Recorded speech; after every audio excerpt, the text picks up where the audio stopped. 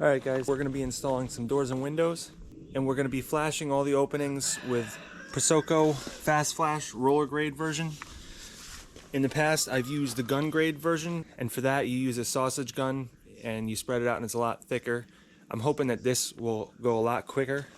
It's not like it takes a long time to do the other version, but this one is a little bit thinner, so it should go quite a bit quicker. This is a fluid applied membrane, and it will actually seal nail holes and screw holes. And for these ICF walls, I just thought a thinner version of this would actually do a little bit better, because it would kind of soak in the little crevices and cracks of the ICF walls. So this video is going to be kind of repetitive because we're going to be doing the same thing over and over again, so I will try to switch it up as much as I can and give you guys a bunch of different angles. It is very important to make sure that you flash your openings for your doors and windows. I think the best thing about this video is that after I'm done, I will have all my doors and windows installed, which will greatly help keep the heat in, even though it's pretty warm out right now. But we do have some more sub-zero degree weather coming up, so it's good to be able to keep the heat in.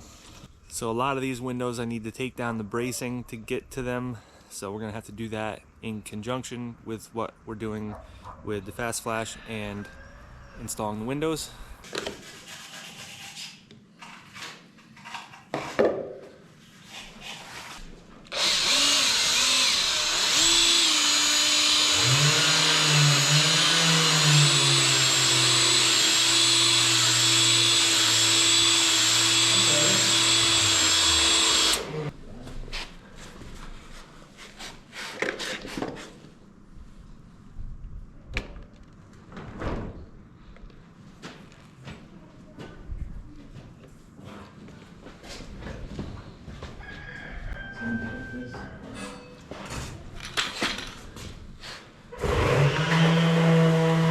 So on this rough opening here, I just very quickly and lightly touched it up with a palm sander, about 4 inches in, and on the outside same thing, about 4 inches. This EPS foam, when it sits out in the sun, it gets like this powder film on it and stuff doesn't stick to it. So I just wanted to make sure that all that was off of there so that this stuff would stick to it. I still need to do more work to the inside of the rough openings. All this concrete and stuff needs to come off, but I'm only coming to about here, so we can do that later.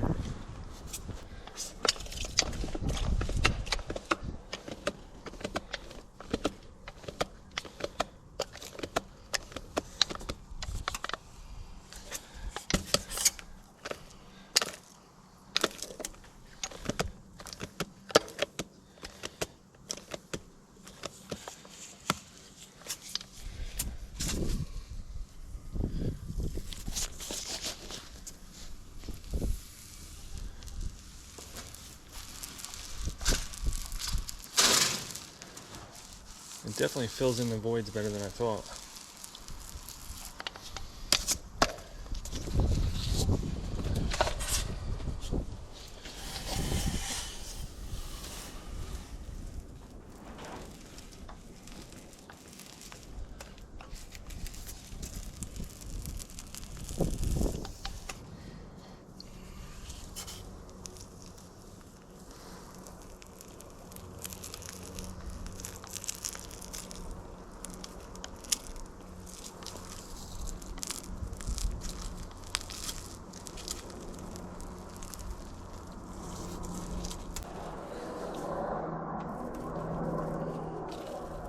The other thing, I think I'm making a mistake of going too far out. I should have got like a 2-inch roller, because it really doesn't need to be anywhere near that far out.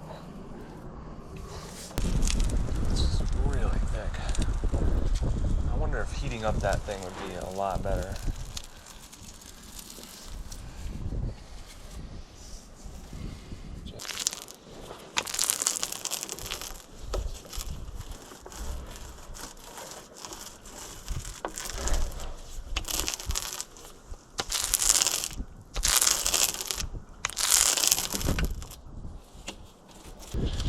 Alright, so I'm noticing real quick that this does not work with the roller. This stuff really isn't much thinner than the other gun grade stuff. So I'm just going to use a Bondo flexible putty knife like I've always done before. See if that'll work a little bit better. The problem with this roller is, as it's rolling, it's pulling up stuff with it, and you end up with a whole bunch of stuff in the roller. I've only done that little bit, and I already have the roller full of like little pieces of foam and stuff. So I think by kind of troweling this out, you're pushing down on it instead of pulling up on it. I think this would work well if you were doing it on wood or like concrete or something like that, but just the EPS foam just tears up too easily. Little pieces of it get into the roller.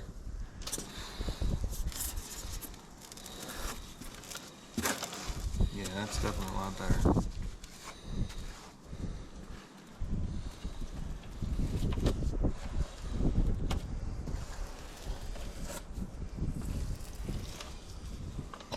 Trick is getting it on the wall. Yeah. Just gonna have to deal with it. Oh, that's way better. Indeed.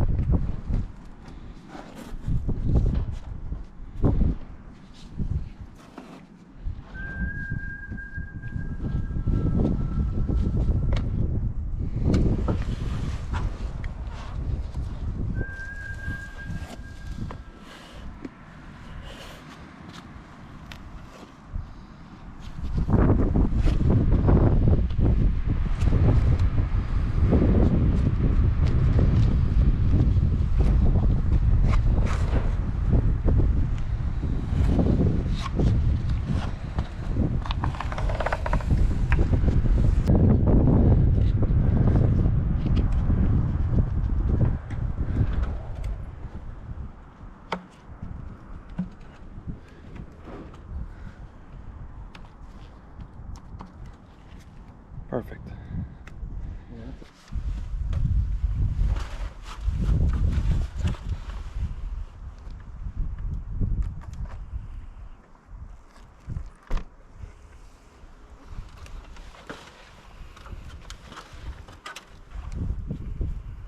All right, good.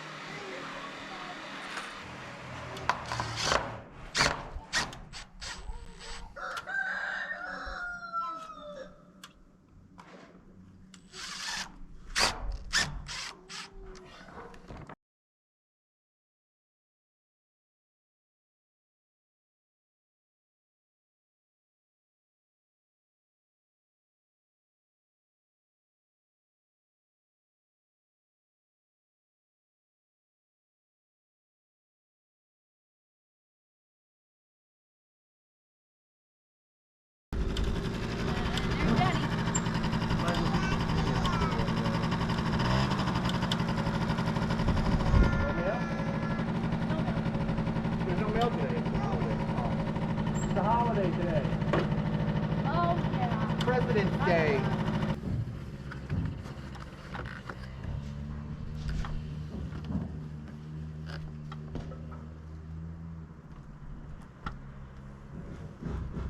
Good. Good. Look good in there. Good.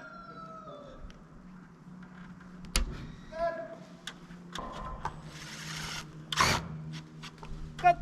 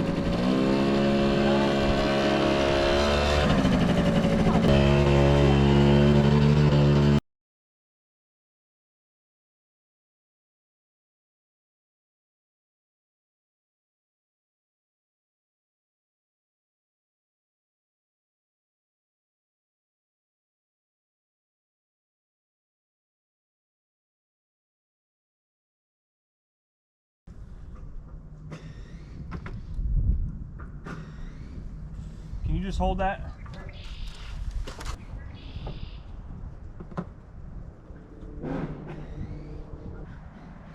Good. Does that look good? Left and right? Good? Yeah. Good?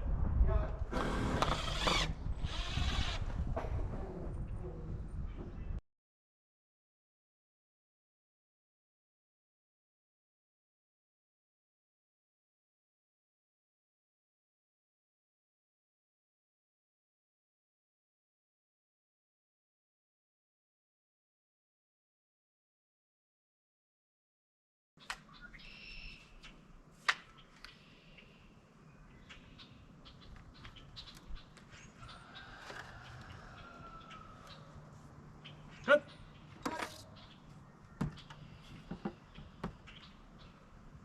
Actually, it's perfect. But how's it looking there?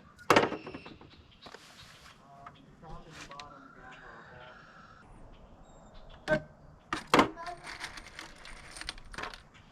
It sounded like a dying good. Yeah.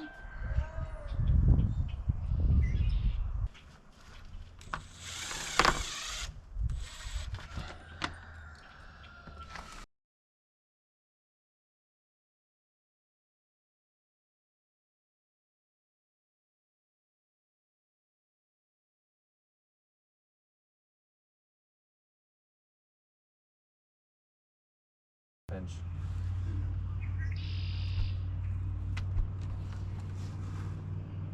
How's the gap on the top? Yeah? This side needs to come up.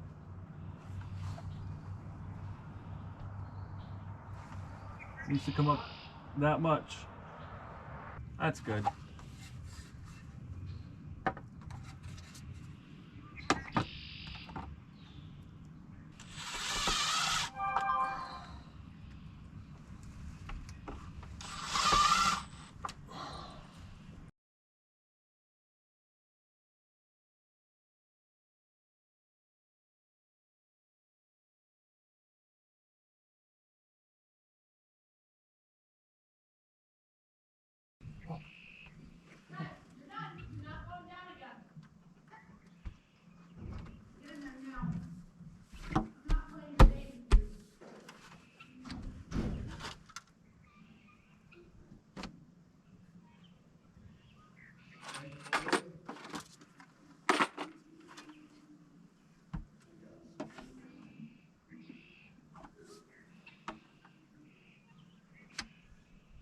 Looks pretty good.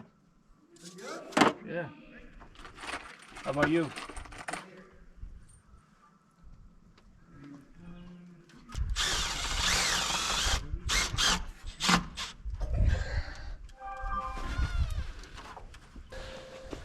Alright, so last night I went and picked up the rest of the doors and windows. So here's the French door, and it's got built-in shades, so I'm really excited to put that in. And then I got the trapezoid windows, I got the skylights, more trapezoid windows, and the casement windows for upstairs, flashing kit for the skylight. We got most of the shoring off the front of the house, so that's looking a lot better already. It's supposed to rain later today, so we'll try to put in some more windows, but I don't know how far we're gonna get with that. The sky's looking pretty dark, but we can get all 6 of those windows put in because the shoring's out of the way. Definitely gonna make a big difference putting in these windows and the French door on the back. I think that's the first thing I'm gonna work on right now, is getting that flashed in for the French door so we can put that in. I haven't had access to this back porch in months, and it would be nice to just be able to walk out back. What's nice about that is you can set up like a table saw or something, and you can do stuff out there and not get dust all over the place inside. I can't really put in those top windows until we take out the shoring, but we're gonna try to get some of that done today too, so hopefully the next day, which is also supposed to rain, maybe we can put in some of those.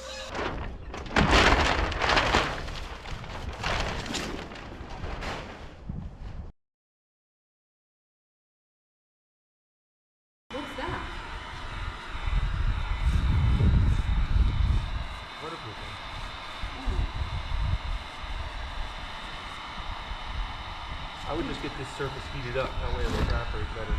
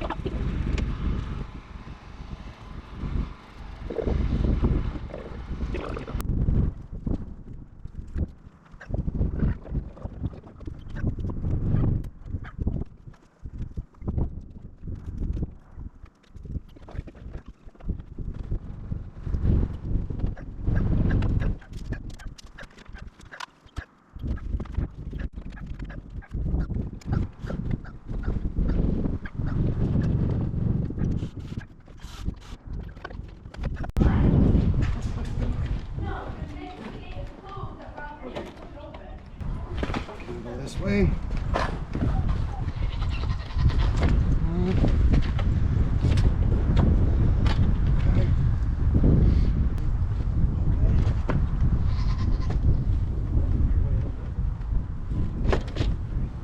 Not too much. We're good. I mean, it can come my way a little bit.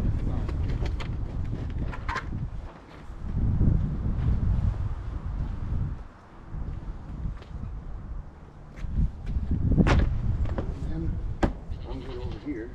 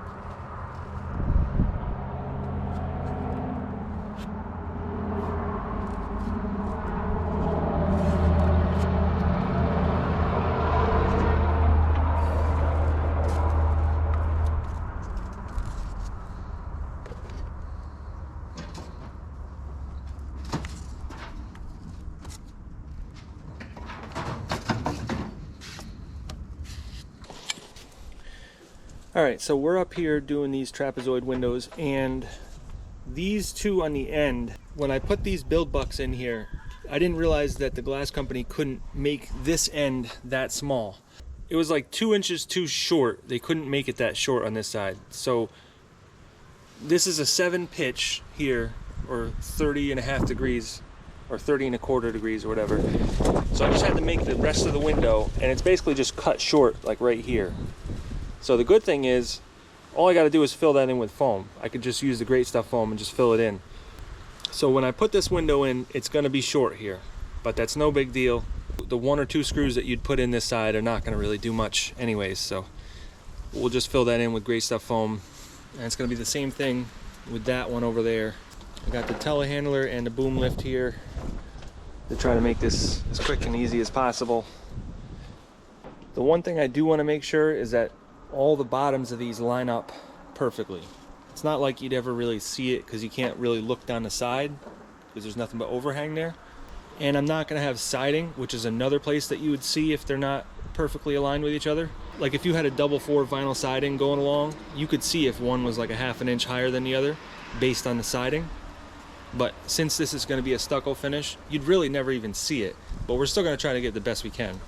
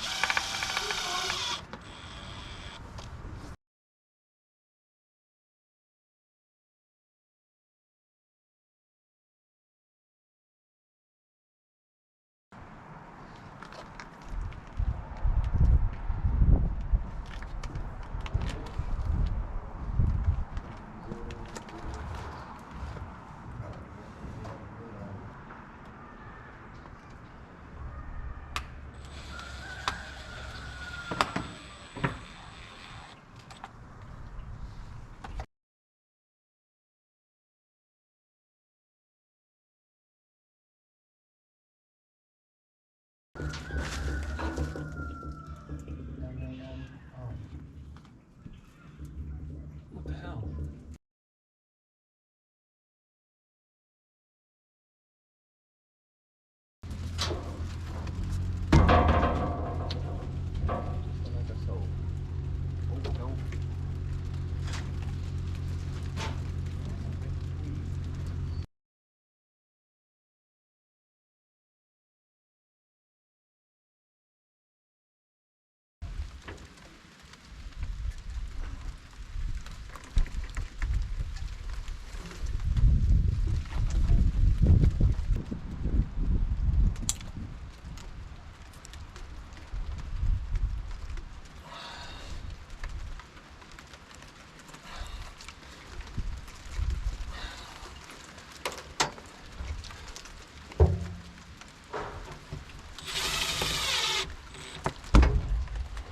So we're gonna take a break from the windows for a few minutes, and we're gonna try to get these skylights in because I got a big storm coming in with snow and rain, and the only place that roof is leaking is where the skylights are supposed to be. So I'm thinking right now would be the best time, otherwise it's gonna be like a week from now.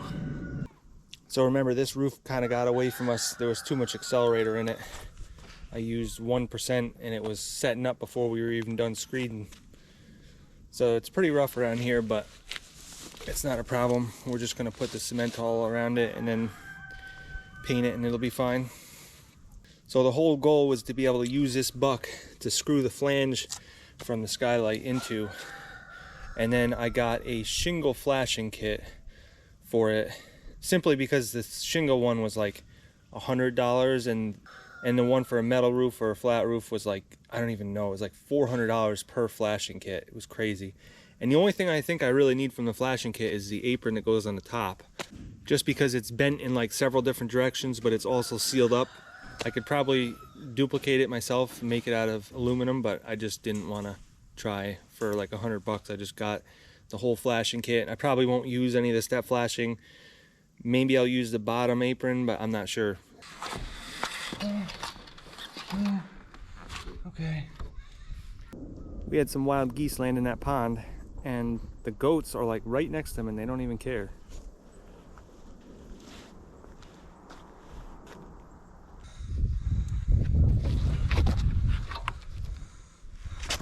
Almost have to grip it on the flange and then... I'll continue to get this stuff out of here.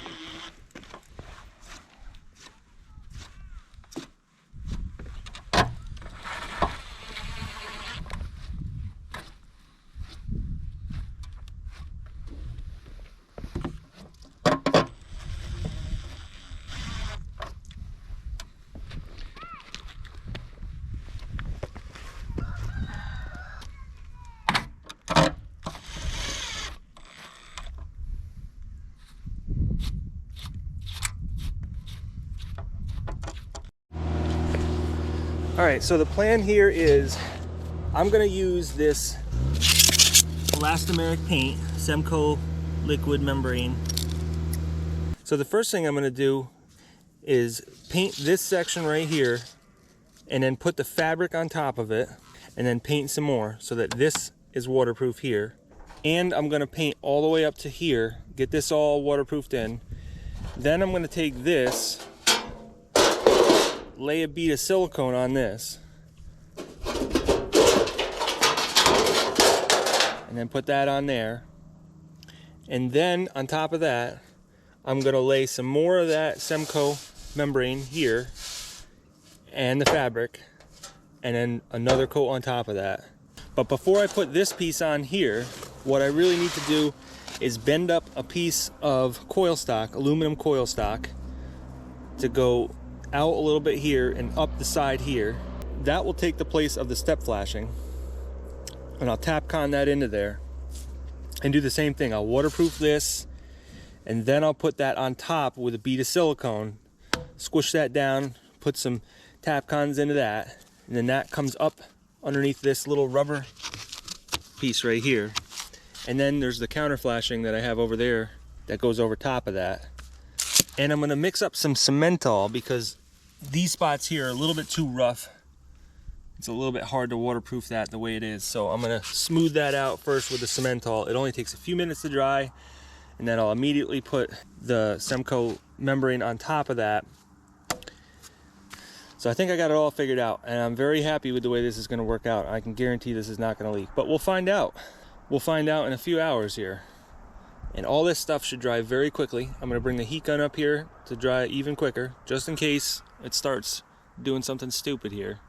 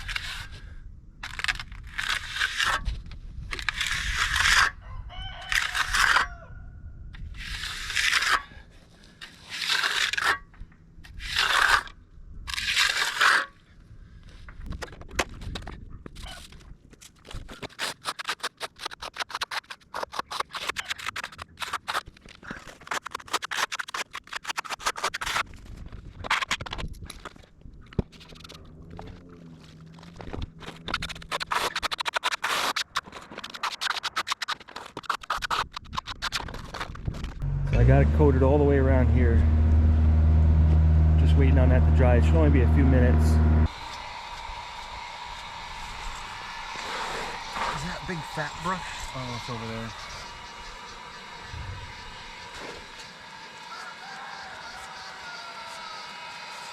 Oh, that's gone.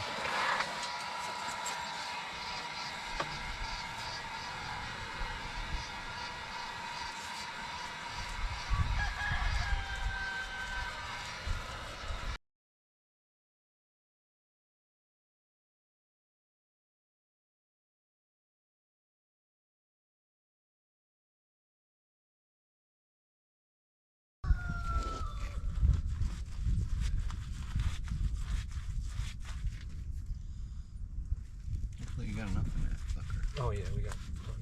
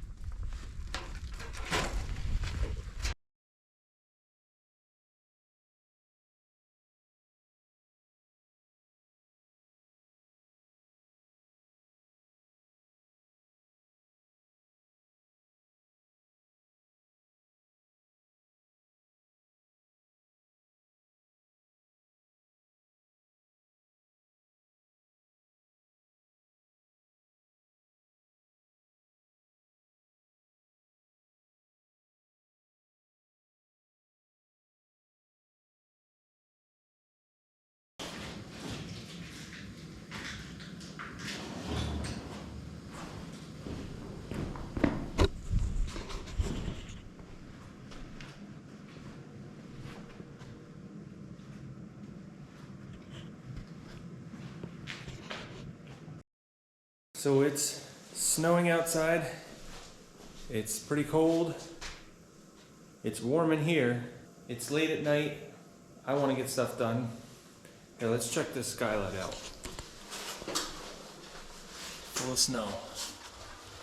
But it's not leaking, so that's good. Here, let's look outside real quick. I gotta get one of those crank handles for this. Let's have a peek.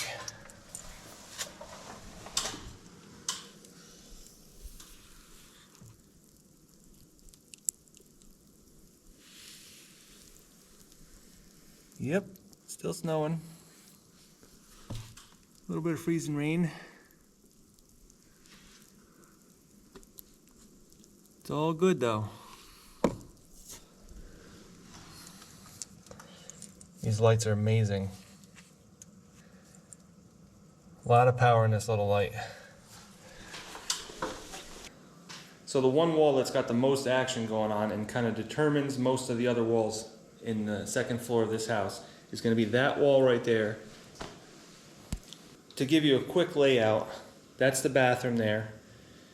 That's the end of the bathroom. And it's going to come over to about here and jog over there. That's the whole bathroom.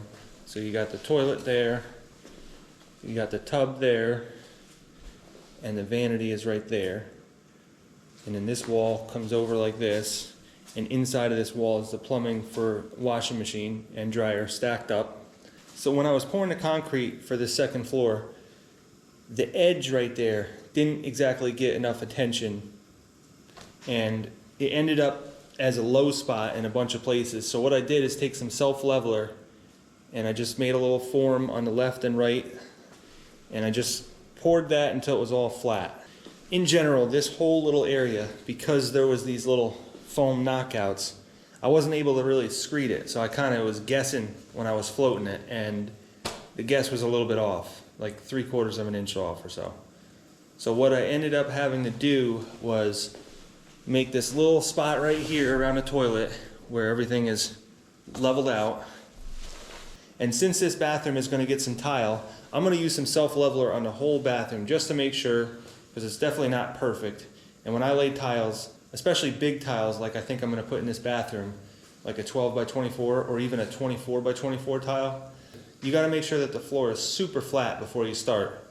You can use a lot of thin set, and that does help, and I'm still going to use quite a bit of thin set, but I also want to make sure that it's super level. So we already tore down a bunch of the shoring at least that section is done so that we can put this wall in here. And that's basically the wall that we need to frame to start the whole process of building the walls up here. And from there, we'll kind of build off of that. But you can see we got some obstacles up here to frame around. So the laser line will just come up and it'll cruise right on by that beam, right on the other side, and give me a nice mark all the way down. That way I know exactly where to frame to. I'm definitely not going to frame the wall and then stand it up. We'll just put the bottom plate on, put the top plate on, and then fill it in. It's a little bit more tedious, but it's no big deal. We know that that roof is a 7/12 pitch, which is about a 30¼ degree angle. Same with this. And then this roof over here, which we're not going to get into right this second, that pitch is half of what this is. So that's a 3.5/12, and that's a 7/12. This shoring on this ceiling is almost ready to come down. It's been about almost a month. We'll give it another week or so, then we can take that down. So a few videos ago I framed downstairs and I was using construction adhesive to put the bottom plate on and the top plate. So I use Gorilla Glue construction adhesive, and that's no big deal. I got a few questions about whether I need to use pressure treated on the concrete or not. The answer is no, because this is a suspended slab. It's not against dirt. And if that was the basement slab, then yes, you would need to use pressure treated because it would be touching dirt underneath.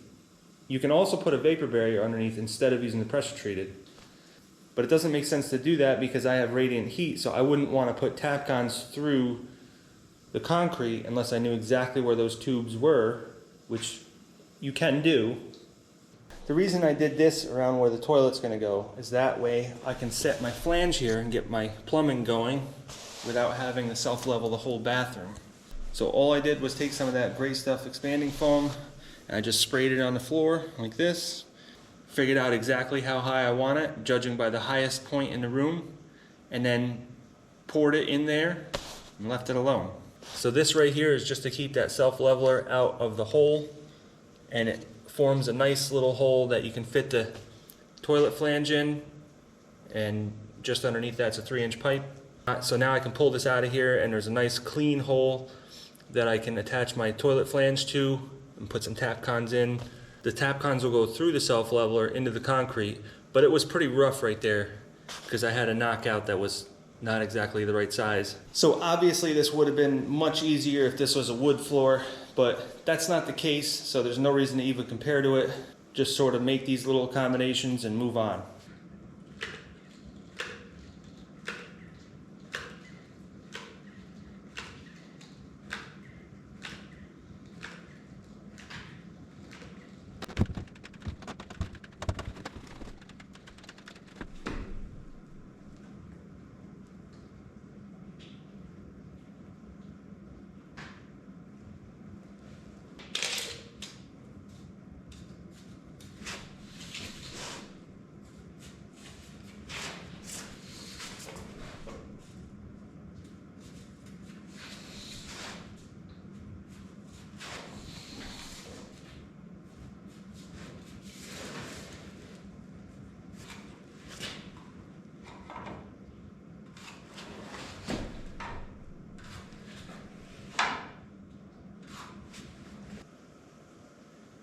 So for my top plate here, what I need to do is rip a 30-degree angle on both sides of it. And since it's going to be sitting like that, and it's going to have a 30-degree angle to make it straight on this side and straight on the other side, I need to start out with a 2x6 and rip it down with a 30-degree angle on both sides. The two angles will be parallel with each other, and a 2x4 doesn't have enough width to do that.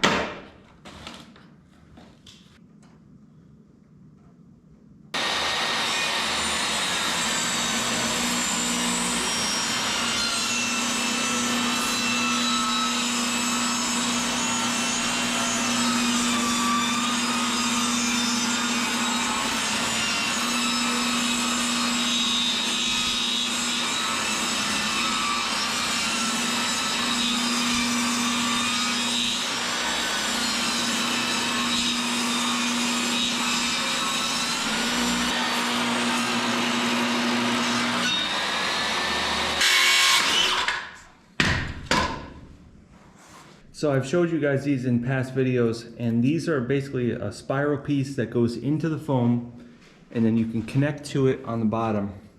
This takes a T40 bit, you screw this into the foam, and then you can screw into the surface of this at any place. It doesn't have to be right in the center, it could be off to the left or the right or a little bit. They're about 1 inch in diameter. So to put this top plate up, I'm just going to put one right about there, one right about there, and then I'll put my Gorilla Glue construction adhesive all the way down, and then I can use these to temporarily hold it until it cures overnight. So all I need is 2 pieces, and then I'll do this whole top plate. So my top plate is going to go right here like that. So to make this easy, I'm just going to take a mark and mark it right down like that. That way when I put my stud on, I know it's right here, and I know it's going to be right in the middle, right there. Just take this, put it right here. So that actually ended up off center, so I'll just sort of remark it so it's right there. So now I know when I put my stud up here, I just have to be aligned with this right here and about halfway in the stud, and that's close enough. Same thing over here. I'm just going to choose this spot about halfway.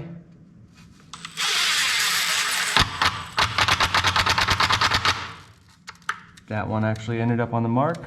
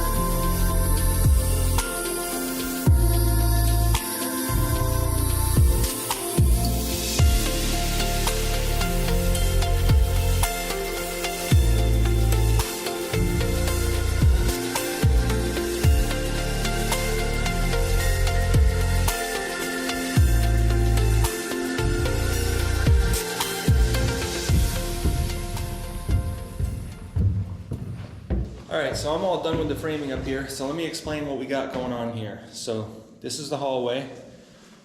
This is gonna be the master bedroom. This is gonna be Caden's bedroom. And this right now is gonna be an office for a while. And then we're eventually gonna upgrade and this will turn into Noah's room. But right now he sleeps in our bedroom, so there's no reason to have his own bedroom yet. We need to upgrade the septic, which I already made plans to do. I think you guys saw that in my septic video. Once we do that, once we're moved in and we got the CO, then we can worry about that in a year or two. So this is the bathroom here. This spot right here is gonna have a stackable washer and dryer. So walking into the master bedroom here, we got his and her closet, hers being a little bit bigger, and above the closet, that's just wasted space, so I decided to make that like a storage area for clothes. So you put winter clothes in during the summertime or summer clothes in during the winter time. You store them away there, that way they're not taking up a whole bunch of space in the closet, because that's not exactly a lot of space for a closet. That's a 3-foot closet, that's a 4-foot closet. Once we get the CO and we get moved in, a year or two down the road, I'm gonna put a big addition on this side. It's gonna be a gable addition. And so that will become a door into another area over there, which will have a walk-in closet. So this is just kind of a for now thing for a year or two until we do that.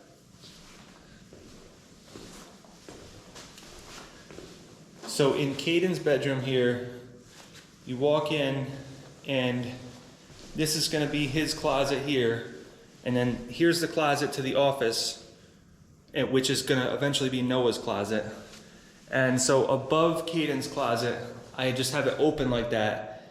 I figured that's an area where he could put stuff like model airplanes and like toys that he doesn't want ruined and stuff. You can put them up there. And then in the office here, that's gonna be an area where I'm gonna have the air exchanger or an ERV or HRV, whatever you wanna call it. That thing is pretty big. It's like 3 feet tall and 2 feet wide, so it's gonna be mounted on that wall right there, and then there'll be a door there for an access. And what's nice about that is I can just pipe off of it right into this room to take care of this room, pipe into that room, take care of that room, and then I can use the beam to run a duct over and hit the master bedroom. So when I start installing that kind of stuff, I'm gonna see how it goes, and I may make some sort of like soffit thing there that blocks off everything. But that area there is something I came up with in the last few days, and I was kind of worried because there's a lot of utilities that need to come up here. So we got the washer and dryer right here, and we need to come up with a way to get the vent from the washer and dryer out. I could get a ventless one, but I've heard bad reviews about those, so I'm not sure if I'm gonna get one or not. So I wanna plan on having a vent for the dryer. So now it can go up the wall and into that space, and then it can go out over on that gable end. So the reason why I came up with putting this up here was actually because I need to run my geothermal cooling lines.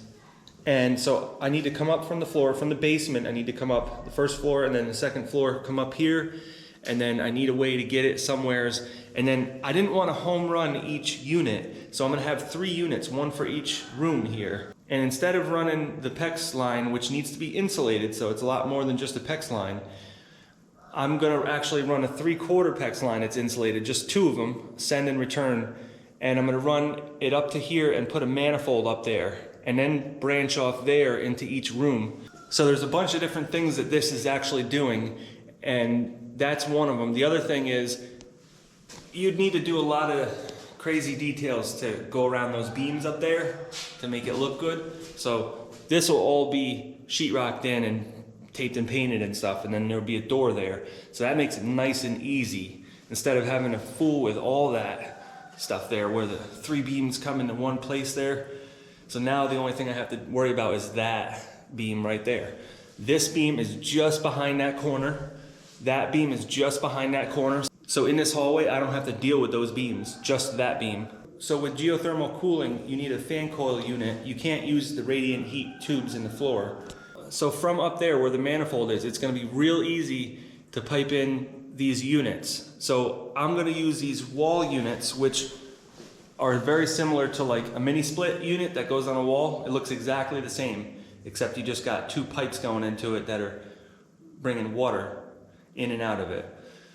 So from up here, I can just shoot right into that room with 1 unit right on the top, which is where you want it because it's only going to be doing cooling. So you want it as high up as you can.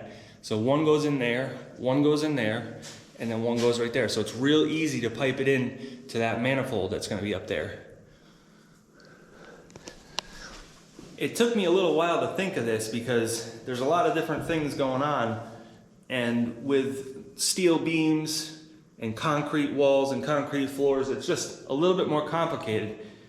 Actually, it's a lot more complicated, but if you plan ahead of time, most of the things I planned ahead of time, but the geothermal cooling, it was kind of, I'm doing it on the fly. So bringing the unit in here, I'm gonna be right over the door right there for the master bedroom, and then the same thing in there. So that takes care of all the utilities that I need up here. The only other thing I need to do is get a bathroom vent in, and so that will go somewheres there and shoot over to there, and then it'll go out the gable end right there. I'm gonna have to core drill for that. But that's the only thing I'm gonna have to core drill for. Like the ERV is gonna sit there and it's gonna be piped over into that section, which is closed off right now, but there's a huge space here that's underneath the soffit that I can use for the ERV right there. So I do need to frame a little bit more to just pipe that over there. And then in my bathroom here, I'm gonna have some vents coming up for the waste vents. So they'll come up here, follow the ceiling, and then I already have a knockout right about there for the waste vents to go out the roof. And then that waste vent from the basement is coming up and doing the same thing right there. So that takes care of all the utilities up here, and I can get my electric wires through these areas that I have knockouts too, and I can bring those up, and that completes all the utilities up here: plumbing, heating, cooling, and electric. And then this area here, this is about 9 feet here. That's gonna have some recessed lights. I have some recessed lights here. I left this open because the washer and dryer is gonna come up to somewheres about here, but I didn't wanna close that off up there because that would block the light from coming in. So that'll be kind of like an open spot, and I'll put like a post looking thing right there made out of wood, and then that'll just be like open, kind of like a window frame, but not having glass in it. There's plenty of space in this hallway with the washer and dryer being there. It's gonna be facing this way. But there's plenty of space in here. I'm not worried about that. I may eventually put it in the addition over there. I'm not sure yet. So you guys saw me waterproof that skylight, so that hasn't leaked at all. We've got like 3 storms since then, and not a drop has come out since then. And I need to still put in that one, but these storms just, every few days we have another storm, so I haven't been able to get on the roof and put that other skylight in there. Right now there's a lot of snow on this one, but it does provide a lot of light in this room. And I actually changed my mind about these windows. I was gonna put 2 double hungs that were molded together in the middle, but when I got them, the company that designed them did it wrong and they didn't have a nailing flange on them. So luckily I was able to actually return them. And then I just ordered a big glass window with no openings. It's just one big glass window. So I got those ordered. They should be in another week or 2. So both of these will just be straight glass. And that's what I had planned from the beginning. That's what I've always wanted there. But then I got thinking about it right at the last minute before I ordered them. I'm like, man, I really want something that opens. But, you know, I have the casement window there, which is an egress window. And I also have the skylight. So I'm like, well, I can also do something with that too there. So I was like, well, let's just go back to what I originally wanted. And because I had the opportunity, it was a lot cheaper too, actually, for that just straight glass instead of having the 2 double hungs. And the 2 double hungs that were molded together weren't Energy Star rated anyway, so it was kind of good that I replaced that because everything else is Energy Star rated. which means you can get some tax credits back. So it kind of offsets the extra cost for having a little bit better of a window. And you know, originally I wanted to put windows in that were all aluminum, and I wanted all black frames, and I wanted like some really nice windows. I actually was trying to check into like some bulletproof windows because it would kind of suit the house, but I got pricing things out, and to get just the black frames with aluminum, it was like another 15 grand above what I paid, and I already paid like 10 grand for all these windows, so to add another 15 grand, it was just ridiculous. I mean, it's not like I couldn't afford it, I just could find a million other things that I could spend that money on besides windows, just to have them look a little bit better, and basically that's all they did. They were probably a little bit better energy efficient rated, but other than that, but the house is so energy efficient anyways that it's like, what am I gonna save? I'm never gonna recoup that money, not in the lifetime that I live, or even my kids. You'll never recoup that 15 grand that you put in extra money into windows. And another reason why I didn't go with that, and I really did want black frames, but another reason why I didn't go with what I wanted originally was because I figured that when I put these additions on, half these windows are gonna come out of here. Like that window's gonna come out, that is probably gonna become just a wall there and not have a window anymore. And then I was also gonna do an addition on this side. I was probably gonna do this one first, but eventually I was gonna do another one over here, so that means those two windows are gone. And then it would be the same thing downstairs. When I put this addition on this side of the house, which is gonna be the first one, this is gonna be the doorway, so that window's coming out. This will be blocked off, so that's coming out. And then those two windows over there, when I do the second addition, in 2 or 3 years or whatever, those windows are gonna come out. So there's half my windows that are gonna come out. So I don't see the reason to pay $1,000 per window just to take them out in a few years when I could just put in these ones for like $300 a piece. Let me know if you guys have ever had luck with painting these frames on these vinyl windows. I really didn't exactly want white for the frames, but I also figured that I could do a project where I could experiment and try to paint them black. I'm sure with the technology with paint, you can do it. Years ago, that really wasn't ever an option, but I think now there's a lot better advances in technology and you can do that. So I may actually do that, at least on the outside anyways, because I really like the look of the black windows. And I really wanted aluminum too, but that was just out of the question. Because aluminum thermal bridges really easily. So they need to have this like buffer in the middle that kind of separates the two aluminum sides. So you got like an outside aluminum part and an inside aluminum part, and then there's like a buffer in the middle, which makes them super expensive. So when I started planning out for these windows, the first thing I did was try to get the best option I could with aluminum, black frames, and I was trying to do impact resistant for like hurricane zones so that like intruders couldn't even break the window. You can still, they're not really bulletproof, but you could send a 2x4 at 40 miles an hour through them and it wouldn't break them. So like nobody could ever break into your house.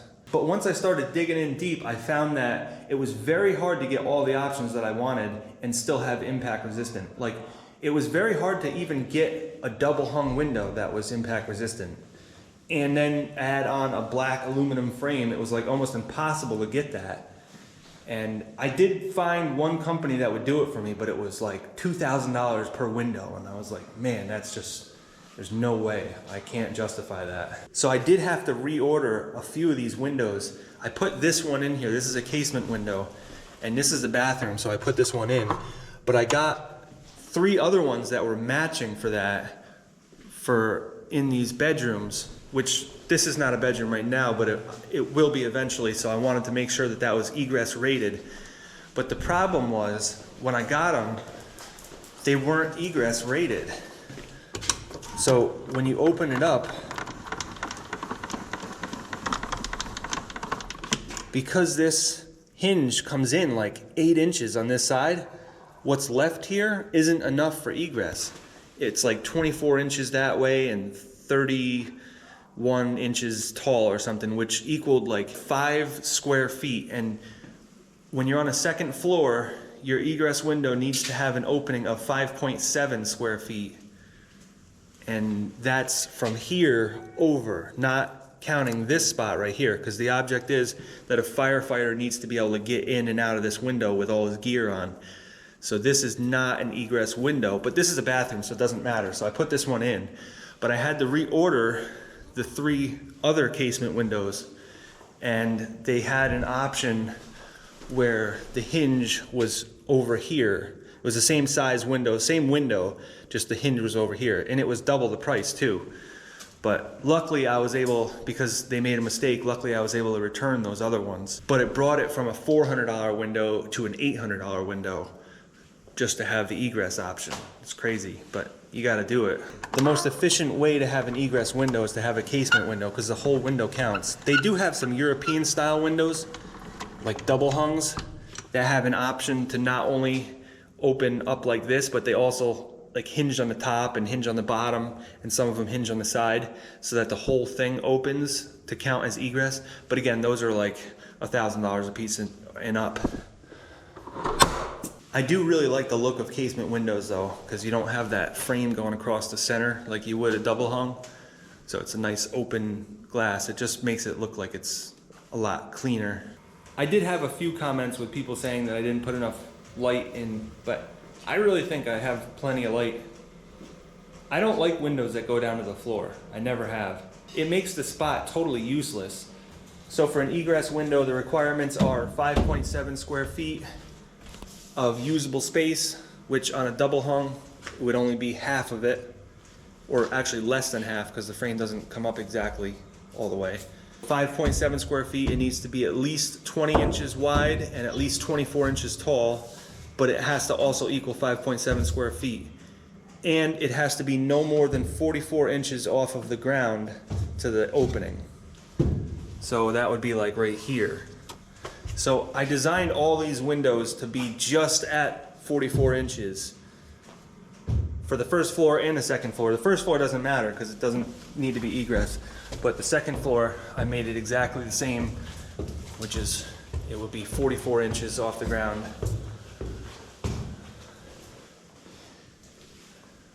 It's actually like 43 inches off the ground.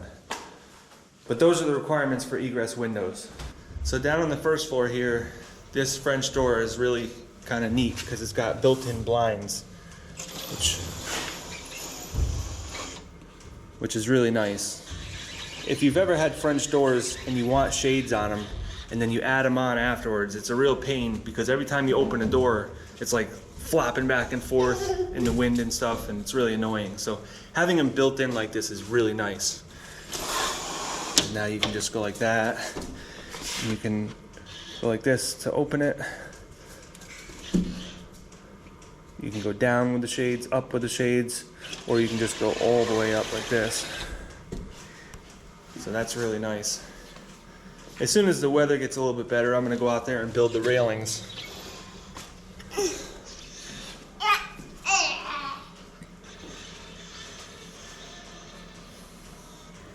So just so you guys know, I actually made another channel, which I think a lot of you would be very interested in, because it seems like every time I have a video with my kids in it, over half the comments for the video are about the kids. And so I decided to create another channel that's geared towards just kids, basically. So that channel is going to be all about me and the boys, and the channel name is The Muller Boys, and I'll put a link in the description for it. I just started it. I got my first video right now today, so it'd be nice if you guys could subscribe to that, because you might miss some stuff that I was gonna put on this channel, like some homesteading stuff. There was a few things that I actually decided to transfer over to that channel instead of putting on this channel. So the whole goal with that channel is to have something more suited for kids, but also not be boring where the adults don't want to watch it. So this channel is geared more towards adults, but kids can still watch it because it's kids friendly. But they might get a little bit bored. But the other channel is going to be mostly for kids, but still good enough for adults to watch too. I actually have probably just as many plans for that channel as I do this channel. But I wanted to kind of break it up because I know the audiences are slightly different. And the goal is to eventually hand that channel off to the kids and let them have their videos on there. And even have them record videos and edit videos eventually. But I'm trying to start building it up now so that they can have something to look forward to in the future with it.